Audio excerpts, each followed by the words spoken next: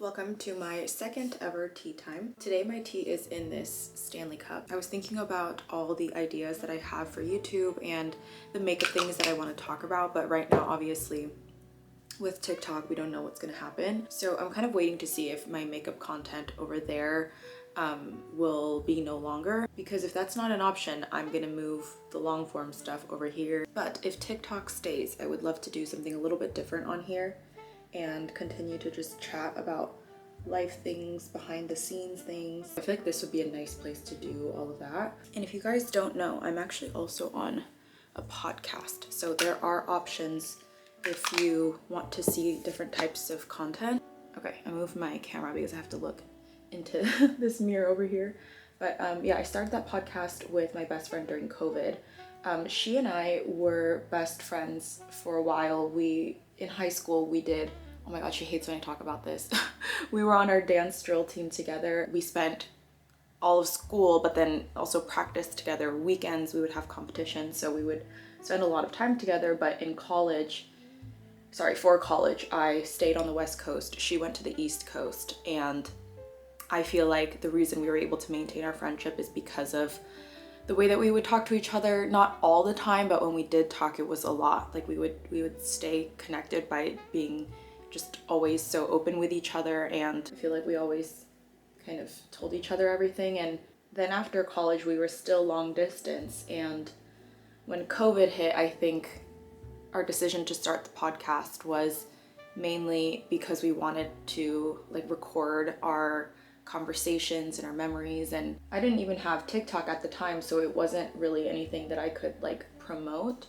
Now we're on season 3 of the podcast, I believe. Anyways, it's a nice way to connect with each other and then also connect with anybody else out there that's, I guess, similar to us. This is the new Lisa Eldridge Pinpoint concealer. This is a full circle moment for me because I grew up watching Lisa Eldridge on YouTube, and now I'm filming for YouTube using a PR package from her brand. If that's not a sign to follow your dreams. I got a few comments on my last video of you guys saying that you grabbed your tea. Some of you were telling me what tea you were having. That was really nice. Even if it was a few comments, that's exactly what I wanted from this. I feel like I always either watch a TV show or YouTube while I'm getting ready, but sometimes I'm not focused on what I'm watching. I'm doing my makeup in the mirror and I'm listening, and then every few minutes I'll turn around and look. So that's kind of why I wanted to do this whole tea time setup, is so that we can really truly get ready together.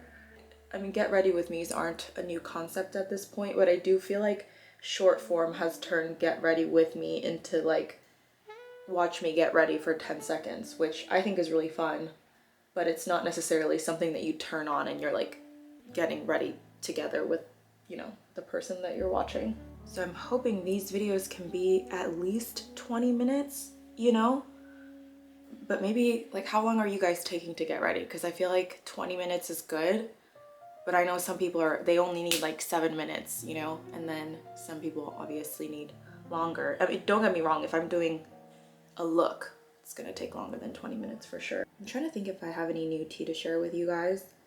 Other than boring updates about my career, which I already kind of hinted at on other, in other videos here and on TikTok as well. Obviously, it's, a nerve-wracking place to be. I don't want to compare it to layoffs because I don't know what it's like to be on that side of it, so I can't speak to that, but I would imagine it feels a similar way. But I also feel like I chose a path that's quite volatile, and I need to believe in myself to be able to pivot and end up where I need to go. This is another hurdle that, yeah, sometimes feels unfair and frustrating. It doesn't mean that I don't feel the reality and the heaviness of the unknown. Like I mentioned to you guys, prior, I don't have a financial security blanket. I'm doing this for myself. So it's not that I'm undermining how serious it feels, but I'm just not, I don't like to stay feeling kind of sorry for myself, not because I don't think I deserve the grace to feel these things, but I have. And once I decide that, I felt that, I've done that, I do feel like I need to be kind of positive to push forward. What I'm trying to say is I like to feel what I'm feeling and then not sulk about it, because I don't believe that feeling sorry for myself gets me anywhere. and that's been my philosophy my whole life. I do believe in showing myself grace. I think that's really, really, really important. And if you've been through things in your life, you know that it's important to give yourself time and grace, and maybe throw a pity party for like 1 second, but it just depends on who you are. I don't operate super well under that mentality long term. Anyways, that's like the quick, easy Spark Notes summary. Do people use Spark Notes still? Okay, I feel like a glittery eye today, so I'm using my Hourglass Scattered Light. This is my favorite glitter topper eyeshadow ever. I usually put powder shadow down first and then just kind of put a layer of this on top that's quite thin, quite sheared out, and that way I get this kind of scattered glitter that dances in the light. It doesn't look like foil across the lids. It just looks like tiny little shimmers sprinkled throughout. I think I wasn't recording for some of that. I stopped the recording because I saw FedEx pull up, and then I went downstairs to go see what they brought me. And then I thought I was playing a recording after that, but I don't know if I was. Anyways, I was just talking about how I was playing pickleball with my dad the other day. Oh, hi, Bee. Maybe this can be our thumbnail, Bee.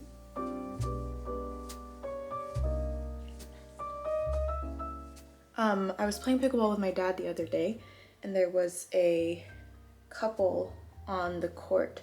I think they looked about like 60, mid 60s, and my dad and we played against them. They were very, very good. This is only my dad's second time playing, but I mean, he's played tennis, so it wasn't hard for him to pick up. Anyways, my dad and we don't have a lot of activities that we do together, just the two of us like that. But I was feeling kind of down that day, and I texted him and I asked him if he wanted to go play pickleball. The first time we had played, or the first time he had ever played, was just the week prior when we went with our family. But I asked him if he just wanted to go, the two of us, and then we happened to, you know, see other people there, so we were able to play doubles. It was really, really nice. I am like really close with my mom. Like if there's something that happens, or, you know, I think like my mom is more so the parent that's like my best friend, but my dad also, like they're very different, so they have positives that are, you know, just different from each other. My dad, he's like a very optimistic person.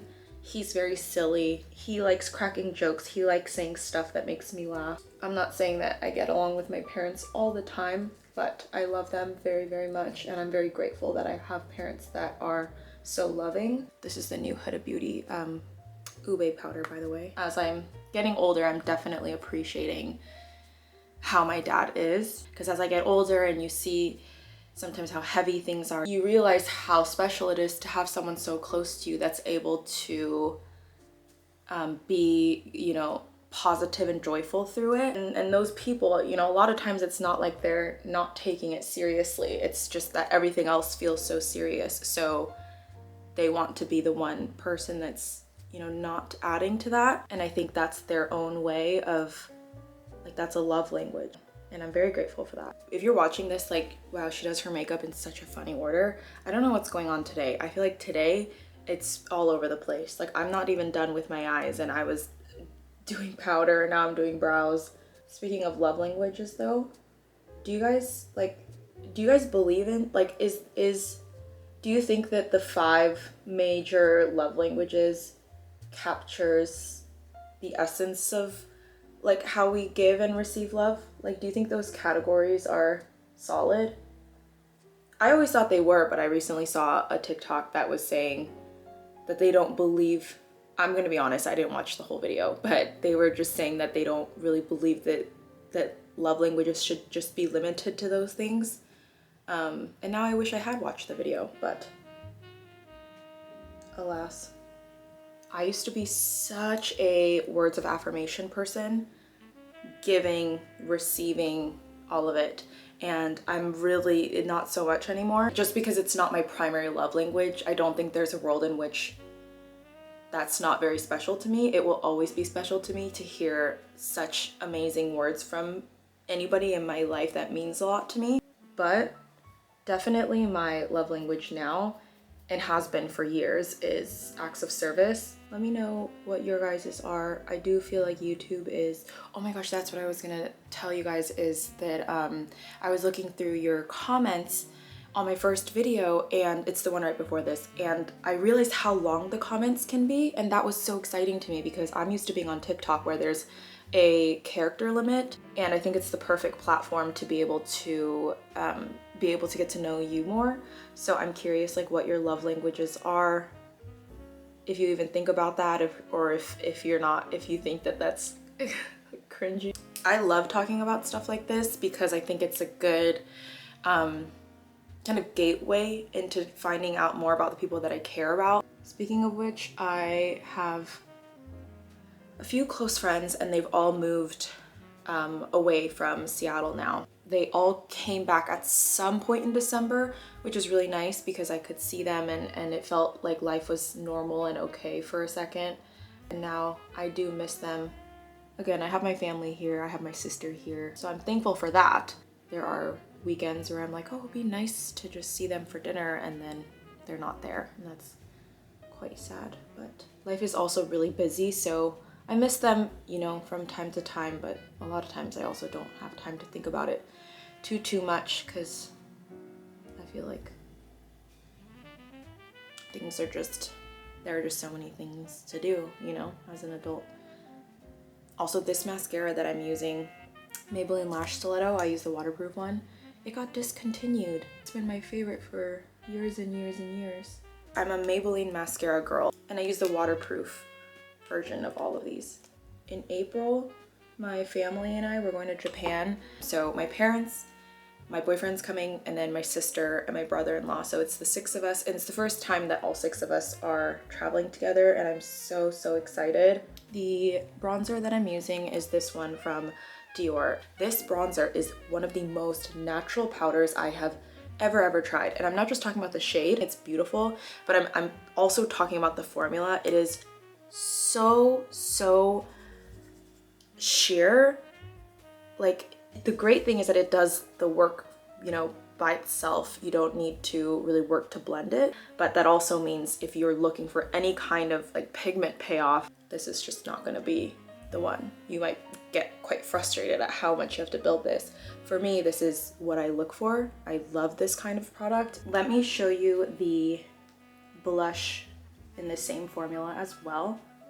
So you see how natural it is? It's like it just blends itself. They are highly fragranced, but it's not something that I can smell once I'm just going out and about during the day. I can smell it just when I'm applying it.